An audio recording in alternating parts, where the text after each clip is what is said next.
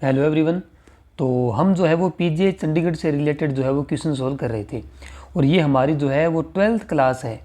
ठीक है, तो जिससे पहले हम क्वेश्चन करना स्टार्ट करें आपको दो तीन चीज़ें करनी है और कुछ जो है वो पीजीआई चंडीगढ़ और सीआरई का जो एग्ज़ाम हुआ था उसके रिज़ल्ट से रिलेटेड कुछ अपडेट्स भी है, तो वो अभी हम क्वेश्चन कर लेते हैं। तो उसके लास्ट में हम देखेंगे कि क्या अपडेट्स हैं। तो जिससे पहले कि हम इस वीडियो को स्टार्ट करें आपको क्या करना है कि सबसे पहले अगर आप नए हो तो आपको क्या करना है, सब्सक्राइब। ठीक है, अगर आपने नहीं कर रखा है तो आप सबसे पहले क्या करें, सब्सक्राइब करें। दूसरी चीज़ आपको ये करनी है कि अपनी नोटबुक ले लें। जैसा कि मैंने आपको बता रखा है, नोटबुक आप हमेशा साथ रखें जिसमें आप वन लाइनर जो है वो नोट करते जाएं। तो ये दो काम आपको यहाँ पे करने हैं। तो अभी हम स्टार्ट करते हैं क्वेश्चन करना। तो पहला क्वेश्चन हमारे पास क्या है कि विच of the following is used in sedimentation concentration method of stool examination, कि जो स्टूल सैंपल हमारे पास आता है उसको कंसंट्रेट करने के लिए जो मेथड हम यूज़ करते हैं। मेनली हम दो टाइप के मेथड यूज़ करते हैं कंसंट्रेशन के लिए। अब इसकी ये जो स्टूल कंसंट्रेशन मेथड है इनकी वीडियो पूरी मैंने आपको दे रखी है, वो भी आप देख सकते हो। वो आप अगर कंप्लीट कर लोगे तो इस क्वेश्चन का आंसर ईजिली आप दे सकते हो। ठीक है, तो जो कंसंट्रेशन मेथड है स्टूल के लिए वो मेनली दो टाइप के होते हैं। एक तो फ्लोटिंग मेथड, ठीक है, फ्लोटिंग मेथड, और दूसरा हमारे पास है कौन सा, सेडिमेंटेशन, सेडिमेंटेशन मेथड। ठीक है, दो मेथड मैंने आपको कराए हैं और इन मेथड के अंदर कौन कौन सा केमिकल यूज़ करते हैं वो मैंने आपको बताया था। अगर आपको याद हो तो जो फ्लोटिंग मेथड है उसके अंदर हम यूज़ करते हैं मैग्नीशियम सल्फेट, ठीक है, या फिर हम करते हैं जिंक सल्फेट। मेनली हम जिंक सल्फेट यूज़ करते हैं। और जो सेडिमेंटेशन मेथड है उसके अंदर हम यूज़ करते हैं कौन सा, फॉर्मल सेलाइन ईथर। ये हम जो है वो सेडिमेंटेशन मेथड के अंदर यूज करते हैं। अब इसने पूछा है कि जो सेडिमेंटेशन मेथड है उसके अंदर जो है वो हम कौन सा केमिकल यूज़ करेंगे, तो उसके अंदर हम कौन सा करेंगे, फॉर्मल सेलाइन ईथर हम यूज करेंगे। जिंक सल्फेट हम किसके लिए करेंगे, जिंक सल्फेट और मैग्नीशियम सल्फेट जो है वो हम फ्लोटिंग मेथड के अंदर यूज करेंगे। तो ये इसका आंसर है। इसकी वीडियो आपको चैनल के ऊपर मिल जाएगी, वहाँ से आप देख सकते हैं। अगला क्वेश्चन जो है वो हमारे पास है कि which is the example of gram negative bacteria. इस क्वेश्चन में जो है वो मेनली ग्राम नेगेटिव जो बैक्टीरिया है उसका एग्जाम्पल पूछा है। ठीक है, तो इसमें हम क्या करेंगे कि जैसे कि मैंने किसी टाइम पे ये लिस्ट बनाई थी, तो जो ऐसा फ्लो चार्ट है वो आप बना लिया करो, उससे थोड़ा सा इजीली याद होता है। और इसका आप स्क्रीनशॉट ले लो या कुछ भी कर लो, तो इससे आपको जो है वो सारे ग्राम नेगेटिव और पॉजिटिव, और उसके अंदर भी ग्राम नेगेटिव या ग्राम पॉजिटिव कोकाई और बेसिलाई अलग अलग जो है एग्जाम्पल यहाँ पे दे रखे हैं, तो आपको याद रखना है। तो इसमें ग्राम नेगेटिव बैक्टीरिया कौन सा होगा, तो वो होगा हमारा कौन सा, इकोलाई, आपको याद रखना है।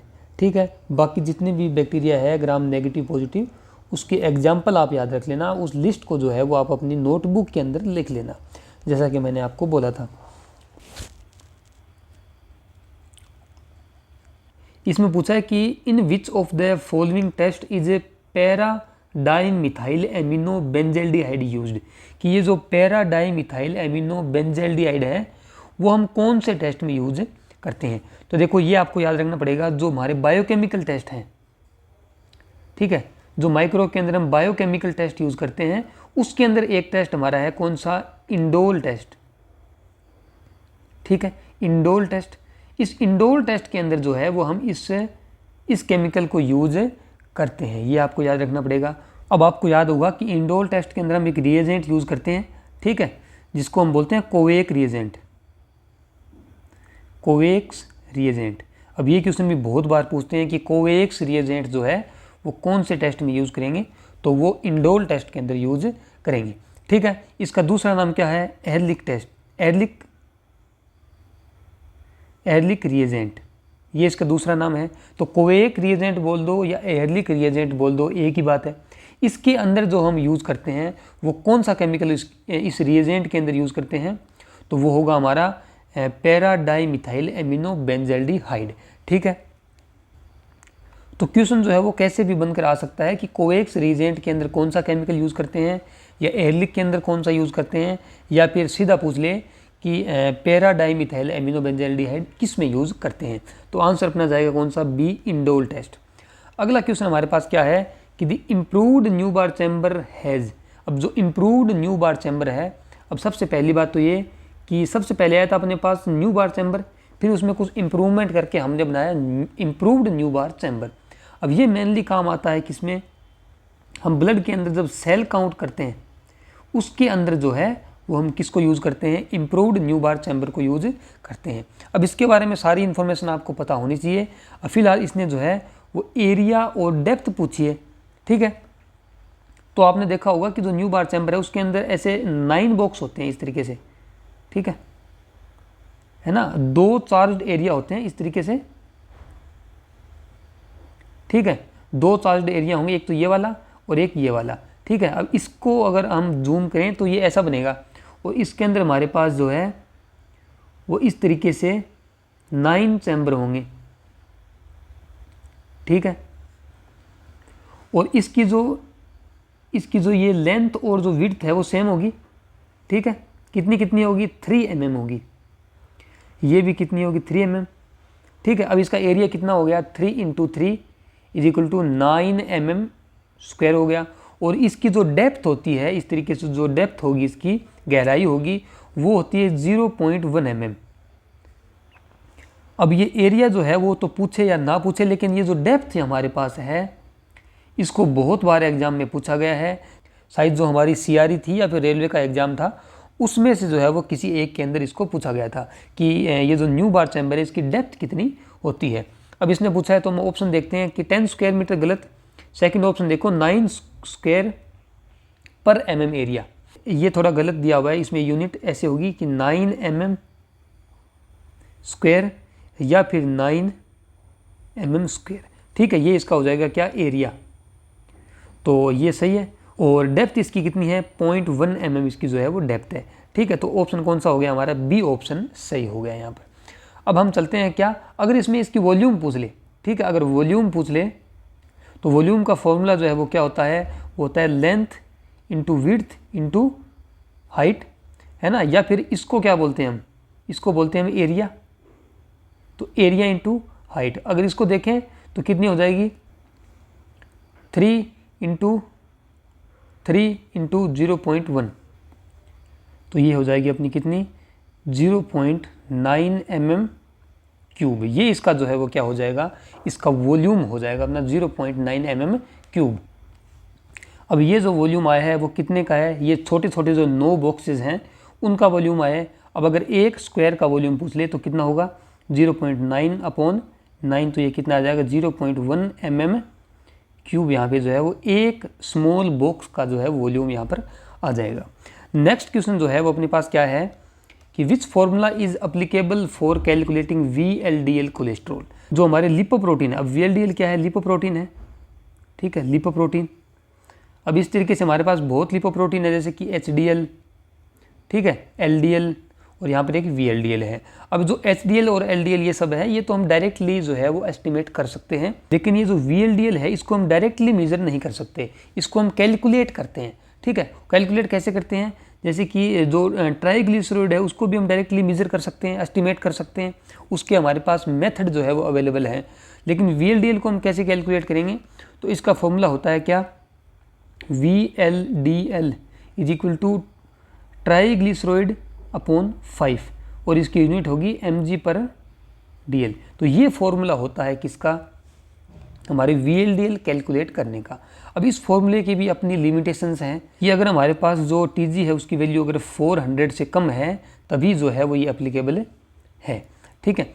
और अगर हम VLDL की नॉर्मल रेंज पूछें तो कितनी होगी, नॉर्मल रेंज, ये नॉर्मल रेंज आपको याद रखनी है, ठीक है। ये होती है अपनी 5 to 30 mg/dl, ये इसकी जो है वो नॉर्मल रेंज होगी।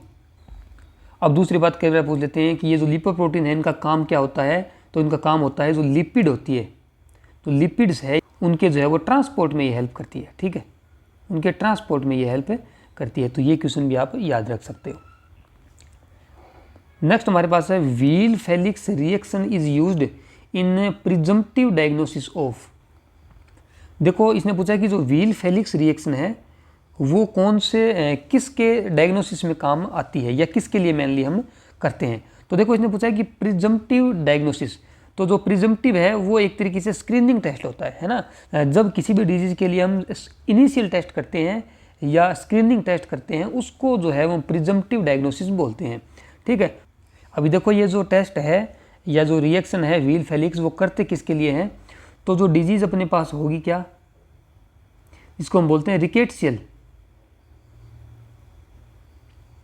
जो रिकेट्सियल डिजीज़ अपनी है उस केस में जो है वो हम क्या करते हैं, व्हील फेलिक्स रिएक्शन का यूज करते हैं। और ये डिजीज़ कौन कोज करवाता है, तो वो करवाता है रिकेट्सिया। जो रिकेट्सिया जो बैक्टीरिया है वो यहाँ पे जो है वो ये डिजीज़ कोज करवाने का काम करता है। जैसे कि इसका ऑप्शन आएगा अपना सी, रिकेट्सियल डिजीज़। और रिकेट्सिया के बारे में अगर और देखें तो रिकेट्सिया के बारे में सबसे इंटरेस्टिंग बात यह है जो कि एग्जाम में भी पूछते हैं,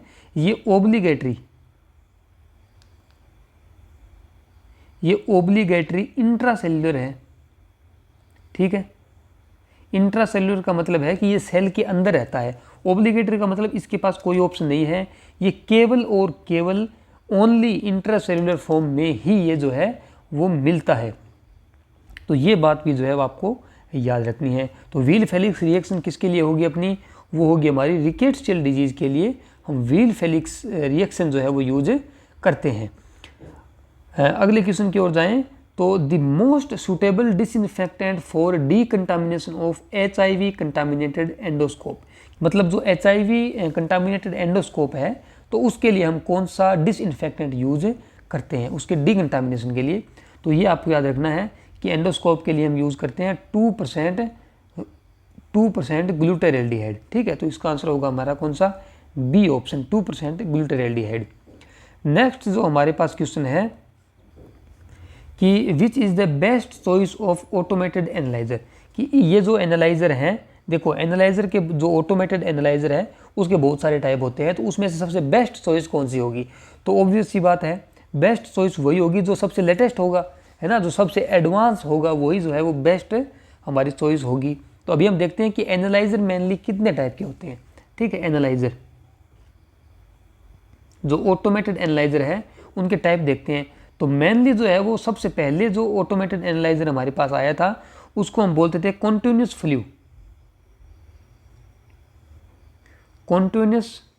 फ्लो ऑटोमेटेड एनालाइज़र, ठीक है।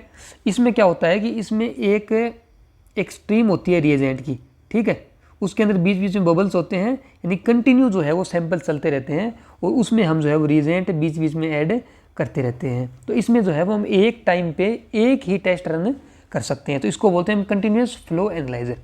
अब इसमें दिक्कत क्या थी कि इसमें ये जो रिएजेंट है वो आपस में मिक्स हो सकते हैं, सैंपल आपस में मिक्स हो सकते हैं, तो ये फेल हो गया था।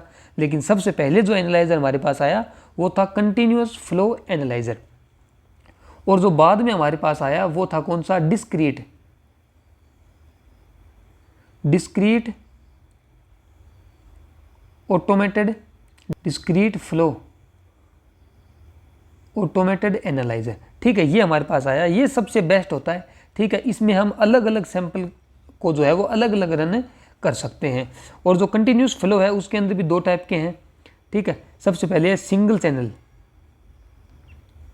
ठीक है, single channel continuous flow analyser, और दूसरा हमारे पास है मल्टी चैनल। तो ये दोनों काम के नहीं है, ये दोनों ही जो है वो अभी हम यूज़ नहीं करते हैं क्योंकि ये बहुत ही आउटडेटेड हो गए हैं। और जो डिस्क्रीट फ्लो है उसके अंदर हमारे पास दो टाइप के हैं, ठीक है। जैसे आपने सुना भी होगा, एक है सेमी ऑटोमेटेड एनालाइज़र, और दूसरा हमारे पास है फुली ऑटोमेटेड। अब जो है इसमें तो कोई भी बता देगा कि इसमें से एडवांस कौन सा है, क्योंकि सेमी ऑटोमेटेड जो है उसमें हमें कुछ काम जो है वो मैन्युअली करना पड़ता है और बाकी का काम जो है वो हमारा इंस्ट्रूमेंट करता है। जैसे कि जो पिपेटिंग है, सैंपल को लोड करना है, वो सारा का सारा काम जो है वो हमें करना पड़ता है मैन्युअली। और जो एनालाइज़र है वो केवल रीड करता है, और उस जो रीडिंग हमारे पास आई है उसको फिर दोबारा से जो है वो हम मैन्युअली जो है वो अपलोड करते हैं किसी भी वेबसाइट पे, या फिर उसकी रिपोर्ट जो है वो हम मैन्युअली बनाते हैं। तो ये काम है किसका, सेमी ऑटोमेटेड एनालाइज़र का। लेकिन जो फुली ऑटोमेटेड एनालाइज़र है उसमें सारा काम जो है वो एनालाइज़र ही करता है। और इसका जो एग्जांपल है वो कौन सा होगा फुली ऑटोमेटेड का, वो होगा हमारे पास कौन सा,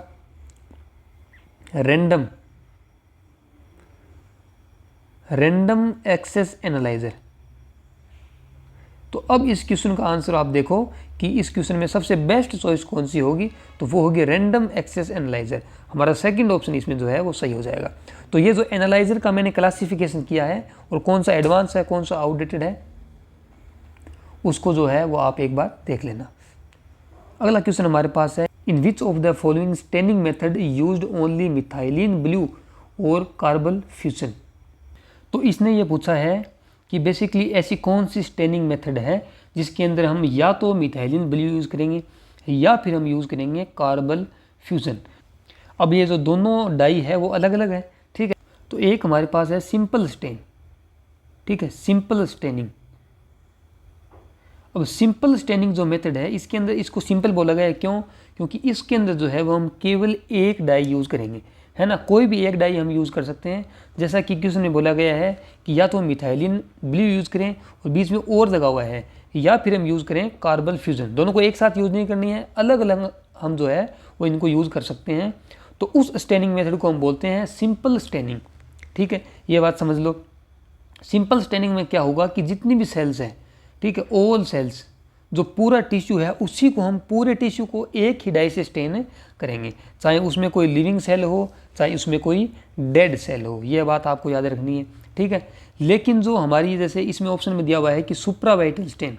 अब सुप्रावाइटल स्टेन किसको बोलते हैं कि जब हम लिविंग सेल्स को स्टेन करते हैं, ठीक है, जब हम लिविंग सेल्स को स्टेन करते हैं तब हम इसको क्या बोलेंगे, उन स्टेन्स को हम सुप्रावाइटल स्टेन बोलते हैं। अब इसके अंदर हम केवल लिविंग को करेंगे, जो बाकी जो डेड सेल्स हैं उनको हम स्टेन नहीं करेंगे।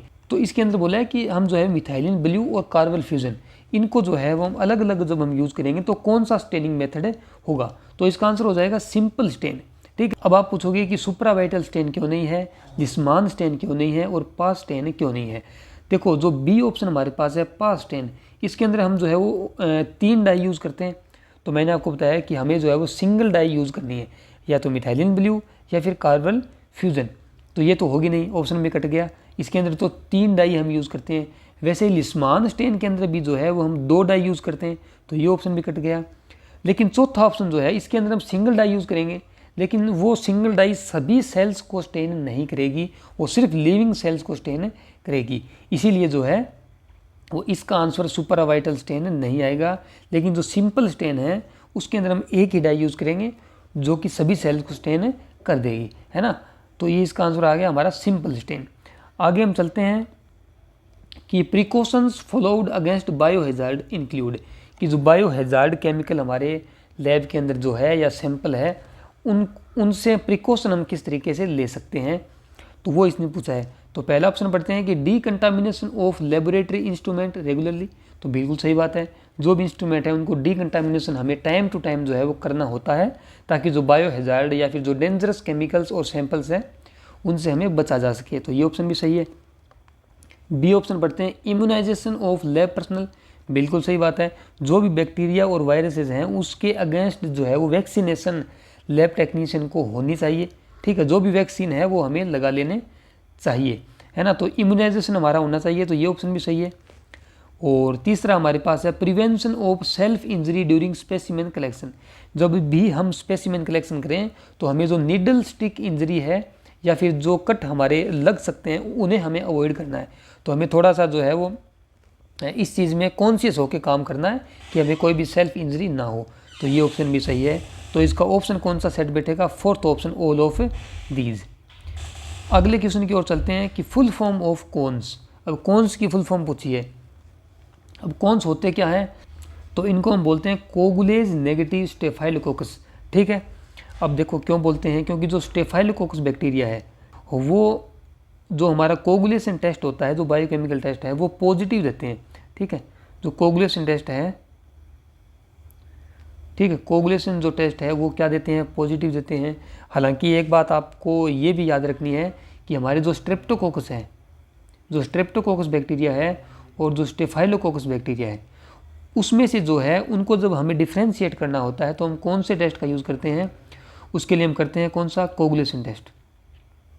ठीक है, कोगुलेशन टेस्ट यूज़ करते हैं। तो जो स्टेफाइलोकोकस है वो तो कोगुलेशन टेस्ट पॉजिटिव देते हैं, और जो स्ट्रेप्टोकोकस है वो इस टेस्ट को क्या देते हैं? नेगेटिव देते हैं। लेकिन जो स्टेफाइलोकोकस बैक्टीरिया है वो सारे के सारे पॉजिटिव नहीं देते हैं, उसके अंदर भी कुछ ऐसे बैक्टीरिया है जो कि जो कोगुलेशन टेस्ट है उसको नेगेटिव देते हैं। ठीक है, तो वो जो बैक्टीरिया है उनको हमने क्या बोला है? कोन्स बोला है, यानी कि कोगुलेज नेगेटिव स्टेफाइलोकोकस बैक्टीरिया। तो इसका आंसर कौन सा हो जाएगा? सी हो जाएगा। आगे हम चलें तो इसमें पूछा है कि normal retic count in adult, कि जो रेटिकुलोसाइट सेल्स होती है, ठीक है, जो रेटिकुलोसाइट सेल्स है उसको हमने क्या बोला है? रेटिक सेल्स बोला है। अब नॉर्मली हमारे ब्लड के अंदर रेटिक सेल्स कितनी होनी चाहिए, ये इसने पूछा है। अब मेनली जो है वो आपको पता होना चाहिए कि रेटिकुलोसाइट होती क्या है। तो जो आरबीसी हमारी बनती है वो अगर फुली मैच्योर ना हो तो उन आरबीसी को हम क्या बोलते हैं? रेटिकुलोसाइट बोलते हैं। ठीक है, तो इसमें हम लिखेंगे कि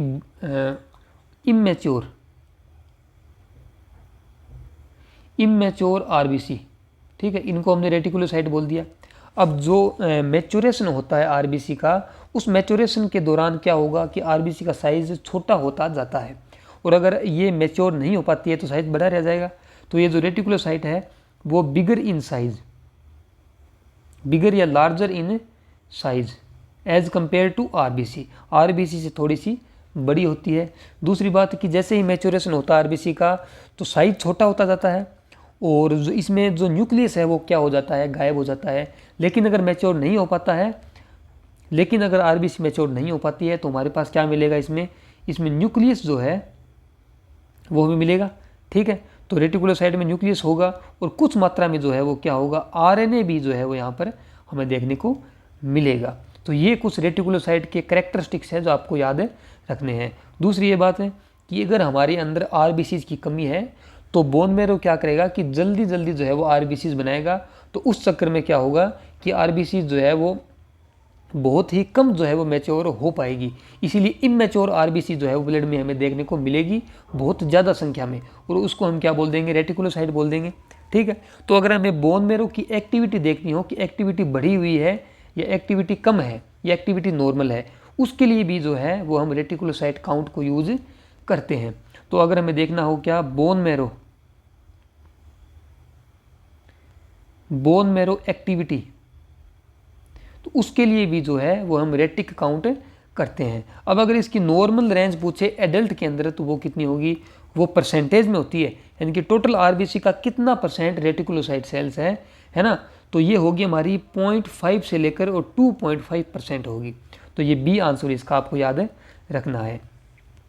अगला क्वेश्चन हमारे पास है कि the ability of bacteria to create infection of human known as, कि एक बैक्टीरिया की वो एबिलिटी जो कि हमें जो है वो ह्यूमंस के अंदर इन्फेक्शन कोज करवाती है, उस एबिलिटी को क्या बोलते हैं? तो देखो, सबसे पहला ऑप्शन हमारे पास है इन्फेक्शन पावर, तो ऐसी कोई टर्म हमारे पास नहीं होती है। तो जो एबिलिटी बैक्टीरिया की है इन्फेक्शन कोज करने की, उसको हम बोलते हैं क्या? विरुलेंट पावर बोलते हैं। और जो चीज़ें इन्फेक्शन कोज कराती है बैक्टीरिया के अंदर, जैसे कि कोई सेल वॉल है या फ्रेजिला है, उस पार्ट को हम बोलते हैं क्या? Virulence factor. ठीक है, विरुलेंस फैक्टर। तो विरुलेंस फैक्टर जब ज़्यादा होंगे तो उस बैक्टीरिया की क्या होगी? उसकी विरुलेंट पावर भी जो है वो ज़्यादा होगी। तो इस क्वेश्चन का आंसर कौन सा आएगा? हमारे पास बी आ जाएगा। अगला हमारे पास क्या है कि what temperature is maintained for bacterial incubation in degree Celsius, कि जो बैक्टीरिया है उनको हम जब ग्रो करवाते हैं तो उनको जो है वो किस टेम्परेचर के ऊपर इंक्यूबेट करते हैं या किस टेम्परेचर के ऊपर वो जो है वो अच्छे से ग्रो करते हैं। तो जो बैक्टीरिया है वो मैं आपको बताऊं कि वो जो हमारा बॉडी टेम्परेचर है, ठीक है, जब हम इसको बॉडी टेम्परेचर पे रखते हैं तो वो बहुत ही अच्छे से ग्रो करते हैं, स्पेशली वो बैक्टीरिया जो हमारे अंदर इन्फेक्शन कोज करवाते हैं। और बॉडी टेम्परेचर कितना होता है हमारा? 37 डिग्री सेल्सियस। तो ये क्वेश्चन आपको याद रखना है। आपको पता भी होगा कि जब हम कल्चर प्लेट के अंदर किसी भी बैक्टीरिया की कॉलोनी को ग्रो करवाते हैं तो उसको हम इंक्यूबेटर के अंदर 37 डिग्री सेल्सियस के ऊपर ग्रो करवाते हैं, उस प्लेट को हम 37 डिग्री सेल्सियस के ऊपर रखते हैं। अगला क्वेश्चन हमारे पास है कि who is the father of medicine, कि मेडिसिन का जो है वो फादर कौन है। तो ये जितने भी फादर है वो आपको याद रखने पड़ेंगे। अभी ये हमारे पास है medicine of, father of medicine, तो इसको हम तो ये कौन सा होगा, ये होगा हिप्पोक्रेट्स। हिप्पोक्रेट्स को जो है वो फादर ऑफ मेडिसिन हम बोल देते हैं। अगला क्वेश्चन हमारे पास है कि microscopic examination of urine is done find out, कि जो यूरिन का माइक्रोस्कोपिक एग्जामिनेशन हम जो है वो करते हैं, तो वो किसके लिए करते हैं या क्या देखने के लिए हम करते हैं। तो हम इसमें जो है वो कास्ट तो देखते हैं, साथ में हम क्रिस्टल भी देखते हैं, अगर आरबीसी है तो वो भी इसमें दिख जाएगी, पस सेल्स अगर हैं तो वो भी इसमें दिख जाएगी, क्योंकि एक फिक्स अमाउंट, एक फिक्स नंबर होता है पस सेल्स का, उससे अगर ज़्यादा है तो हमें डिजीज़ हो सकती है या कोई भी इन्फेक्शन हो सकता है। तो हम जो है वो ये तीनों ही चीज़ें देखने के लिए माइक्रोस्कोपिक एग्जामिनेशन करते हैं। तो इसका आंसर कौन सा आ जाएगा, फोर्थ आ जाएगा ऑल। अगला क्वेश्चन हमारे पास है कि sample used for thrombocyte counting. Thrombocyte मतलब प्लेटलेट, ठीक है, यानी कि प्लेटलेट काउंट करने के लिए हम जो है वो कौन सा सैंपल यूज करेंगे। तो सबसे पहली बात तो ये कि प्लाज्मा हम यूज़ नहीं करेंगे, क्योंकि प्लाज्मा के अंदर तो प्लेटलेट बहुत ही कम होती है, ठीक है, तो ये यूज़ नहीं करेंगे। तो सीरम के केस में क्या हुआ कि ब्लड क्या हो जाएगा, क्लोट हो जाएगा, और क्लोट होने में जो है वो थ्रोम्बोसाइट या प्लेटलेट जो है वो यूज़ हो जाएंगे, तो ये भी हम यूज़ नहीं करेंगे। अब सीट्रेटेड ब्लड जो है वो सीट्रेटेड सैंपल को हम यूज़ करते हैं किसके लिए, जो कोगुलेशन स्टडीज़ हैं, ठीक है, जो कोगुलेशन स्टडीज़ हैं उनके लिए हम यूज़ करते हैं, तो इसको भी हम यूज़ नहीं करेंगे। लेकिन जो EDTA सैंपल है उसको हम जो है वो प्लेटलेट काउंट के लिए यूज़ करते हैं। तो ये आपको याद रखना है, क्योंकि इसके अंदर जो सेल मॉर्फोलॉजी है, ठीक है, जो सेल मॉर्फोलॉजी है वो अच्छे से जो है वो प्रिजर्व्ड होती है, इसीलिए हम जो है वो EDTA सैंपल को यूज़ करते हैं प्लेटलेट काउंट करने के लिए। और प्लेटलेट काउंट किस में करते हैं, या तो ऑटोमेटेड एनालाइजर में या फिर हमारा न्यू बार चैम्बर के अंदर, तो ये बात आपको याद रखनी है। अगला क्वेश्चन हमारे पास है which of the following is not a solid culture media, कि इनमें से कौन सा जो है वो सॉलिड कल्चर मीडिया नहीं है। अब देखो हम एगार किसके लिए यूज़ करते हैं, हम एगार करते हैं किसी भी मीडिया को सॉलिड करने के लिए, तो ये दोनों जो है वो कौन से हैं, सॉलिड मीडियम है, तो ये तो कट गए। तो हमारे पास तीसरा ऑप्शन बचा सेलेनाइट एफ ब्रोथ, इसको हम यूज़, ये जो है वो कौन सा होगा। अब जिसके नाम में ब्रोथ आ जाता है इसका मतलब ही क्या होता है, लिक्विड, है ना, तो ये जो सेलेनाइट एफ ब्रोथ है ये कैसा होगा, ये लिक्विड मीडिया होगा, सॉलिड कल्चर मीडिया नहीं होगा, तो इसका आंसर आ जाएगा सी। नेक्स्ट हमारे पास है बैक्टी अलर्ट इंस्ट्रूमेंट बेस्ड ऑन, कि जो बैक्टी अलर्ट इंस्ट्रूमेंट है वो मेनली किस प्रिंसिपल के ऊपर बेस्ड होता है। सबसे पहले ये कि ये किस काम आता है, तो जो हमारा ब्लड है या फिर जो भी हमारे जो स्टेराइल बॉडी फ्लूइड है उसके अंदर कोई भी बैक्टीरियल इन्फेक्शन है, तो उस बैक्टीरिया को ग्रो करवाने के लिए या उसके कल्चर के लिए हम जो है वो क्या यूज़ करते हैं, बैक्टी अलर्ट इंस्ट्रूमेंट यूज़ करते हैं, है ना। मेनली हम किसके लिए करते हैं, तो जो ब्लड कल्चर्स जब हम करते हैं तो उसके लिए हम जो है वो इसको यूज़ करेंगे। तो ये क्या होता है, ये होता है हमारे पास ऑटोमेटेड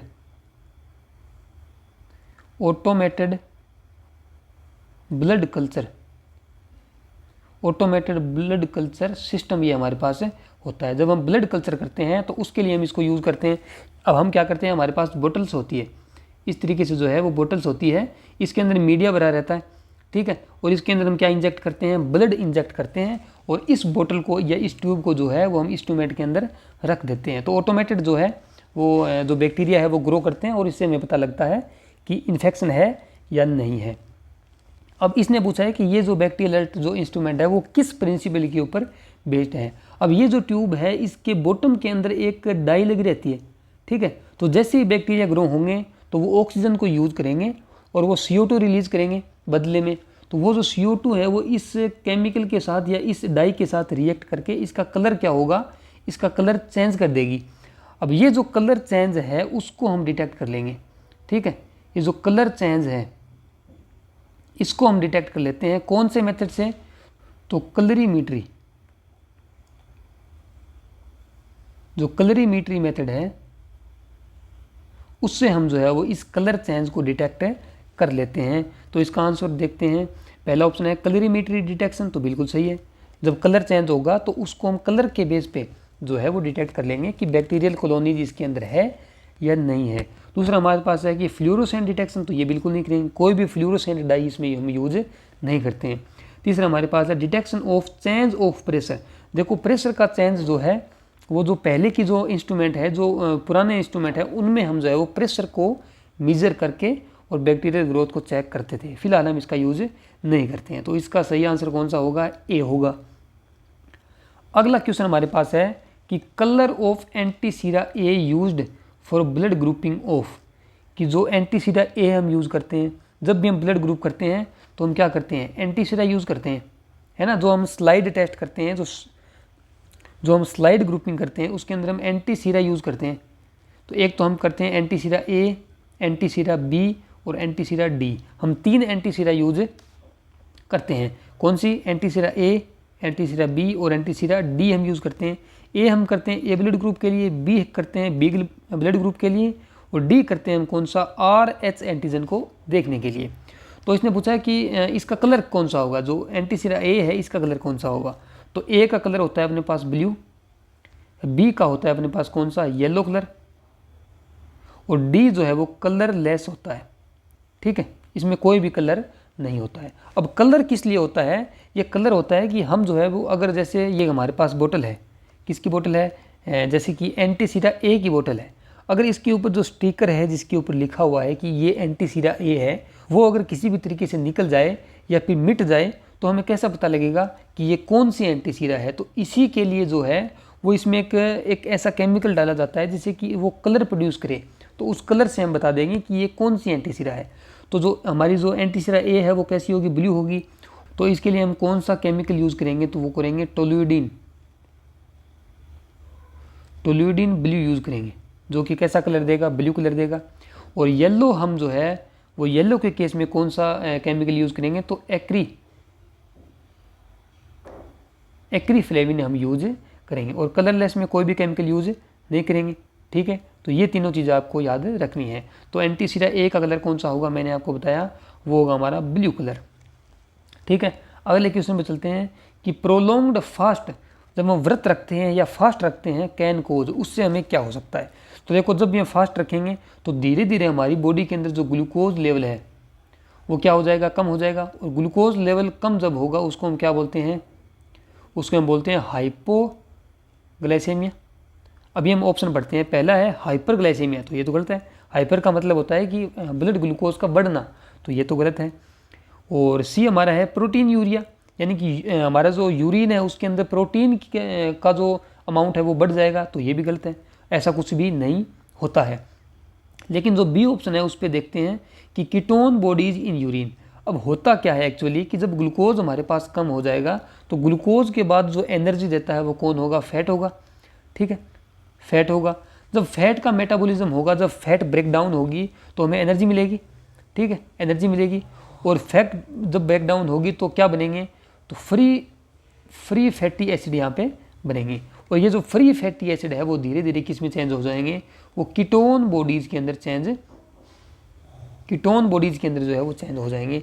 और ये जो कीटोन बॉडीज़ है ये जब ज़्यादा हो जाएगी तो ये किसके थ्रू बाहर आएगी? ये यूरिन के थ्रू जो है वो बॉडी से बाहर आना स्टार्ट हो जाएगी। तो अगर कीटोन बॉडीज़ यूरिन के थ्रू पास हो रही है, इसका मतलब वो जो है वो इंसान फास्टिंग पे है या बहुत टाइम से उसने कुछ खाया नहीं है। तो इसका ऑप्शन कौन सा होगा? बी ऑप्शन सही हो जाएगा, ketone bodies in urine. Urine के अंदर जो है वो हमें कीटोन बॉडीज़ देखने को मिलती है। और हमारे अंदर जो है वो 3 टाइप की कीटोन बॉडीज़ होती है। सबसे पहला होती है कौन सी? Acetic acid. दूसरी होती है कौन सी? एसीटेट। और तीसरी हमारे पास होती है बीटा हाइड्रोक्सी ब्यूटाइरेट। तो ये जो 3 जो कीटोन बॉडीज़ है वो हमारी बॉडी के अंदर होती है।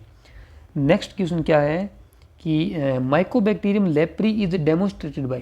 पहली बात तो ये कि जो माइकोबैक्टीरियम है वो क्या होता है? वो एसिड फास्ट बैक्टीरिया होता है। और एसिड फास्ट बैक्टीरिया के लिए हम कौन सी स्टेनिंग यूज़ करते हैं? तो एसिड फास्ट स्टेनिंग यूज़ करते हैं, जिसको हमने क्या बोला है? जेडन स्टेन बोला है। अब जो माइकोबैक्टीरियम ट्यूबरकुलोसिस है उसके लिए हम जेडन स्टेन यूज़ करते हैं, लेकिन जो लेप्री है उसके लिए हम यूज़ करते हैं मॉडिफाइड जेडन स्टेन। अब इसमें क्या मॉडिफिकेशन होगा कि इसके अंदर जो डी कलराइजर हम यूज़ करते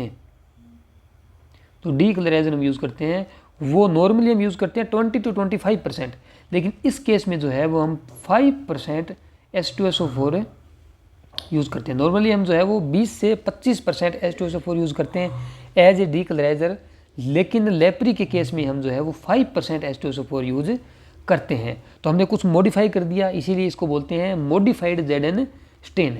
अगला क्वेश्चन हमारे पास है, हिमोलिसिस या फिर improper sample collection and transport delays are considered as, कि अगर हमारे पास कोई भी हिमोलाइज्ड सैंपल आ रहा है या फिर कोई भी इम्प्रॉपर सैंपल आ रहा है, या इम्प्रॉपर का मतलब है कि कोई भी सैंपल किसी दूसरी वाइल्स के अंदर आ रहा है ना। अगर हमें सीरम चाहिए और वो अगर EDT वाइल्स के अंदर आ रहा है तो वो कौन सा होगा, इम्प्रॉपर सैंपल होगा। या फिर ट्रांसपोर्ट डिलेज आ रहा है। अब कुछ टेस्ट ऐसे होते हैं जो कि इमीडिएट करने होते हैं, जैसे कि हमें सीरम इलेक्ट्रोलाइट है वो हमें इमीडिएट करना होता है, तो वो अगर डिले होके आ रहा है तो ये जो एरर हमारे पास है ये कौन से टाइप की एरर होगी। तो देखो जो एरर हमारे पास होगी वो मेनली 3 टाइप की होती है, ठीक है। सबसे पहली होगी हमारी प्री एनालिटिक एरर, दूसरी हमारे पास होगी एनालिटिक एरर, और तीसरी हमारे पास लास्ट होगी कौन सी, पोस्ट एनालिटिक, ठीक है। जो भी हमारा एनालाइजर है वो अगर कोई एरर करेगा, जो इंस्ट्रूमेंट हमारा है वो कोई भी एरर करेगा तो वो किस में आएगी, हमारी एनालिटिक एरर में आएगी, ठीक है। जो एनालाइजर है, एनालाइजर या फिर इंस्ट्रूमेंट जो एरर करेगा वो कौन सी आएगी, एनालिटिक। उससे पहले जो भी एरर होगी वो प्री एनालिटिक, एंड उसके बाद जो भी एरर होगी वो कौन सी होगी, पोस्ट एनालिटिक एरर होगी। जैसे कि सैंपल कलेक्ट करने में कोई प्रॉब्लम हो रही है या कोई एरर है ना, कोई गलती हो गई वो, या फिर पिपेटिंग करने में कोई गलती हो गई, या फिर हमने स्टिकर जो है जो हम मार्किंग करते हैं वो मार्किंग हमसे अगर गलत हो गई, या फिर हम ट्रांसपोर्ट करने में डिले कर रहे हैं, वो सारी जो चीज़ें हैं जब भी हम सैंपल को मशीन के अंदर रन करते हैं उससे पहले वाली जो एरर है वो किस में आएगी, प्री एनालिटिक एरर में आएगी। तो ये जितनी भी एरर है कि हिमोलिसिस है, इम्प्रॉपर सैंपल है या ट्रांसपोर्ट डिले है, ये सारी किसके अंदर आएगी, प्री एनालिटिक एरर के अंदर आएगी। तो इसका आंसर कौन सा होगा, बी होगा। और जो पोस्ट एनालिटिक एरर है वो क्या होती है कि जब एनालाइजर ने रिपोर्ट दे दी कि भी इतनी इसकी जो है वो रीडिंग आ गई, उसके बाद हम जो है वो उसको मैन्युअली रिपोर्ट एंटर करते हैं कंप्यूटर के अंदर, या जो भी हमारे पास सिस्टम होता है, जो भी सॉफ्टवेयर होता है उसके अंदर हम एंटर करते हैं, तब जो एरर होती है उस एरर को हम बोलते हैं क्या, पोस्ट एनालिटिक एरर। या और कोई भी एरर हो सकती है ना, जो कि एनालिटिक के बाद आती है, उनको हम पोस्ट एनालिटिक एरर बोलते हैं। तो इस केस में हमारा आंसर कौन सा होगा, हमारा होगा B, pre analytical error. Next question हमारे पास है कि PRBC आर स्टोर्ड इन, कि PRBC को हम जो है वो कौन से टेम्परेचर के ऊपर स्टोर करते हैं, तो वो आपको याद रखना है किसके ऊपर, 2 to 8 डिग्री सेल्सियस के ऊपर उसको जो है वो हम स्टोर करते हैं। यानी कि जो नॉर्मल रेफ्रिजरेटर है उसके अंदर हम इसको स्टोर करते हैं 2 to 8 डिग्री सेल्सियस के ऊपर।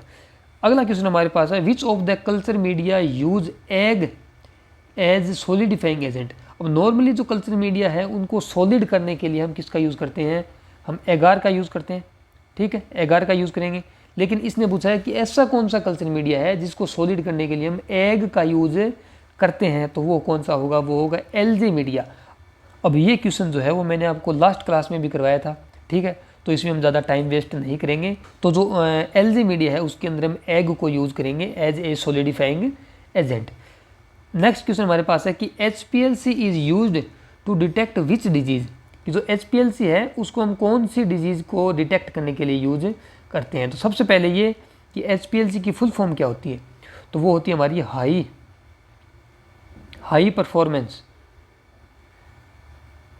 High performance liquid chromatography,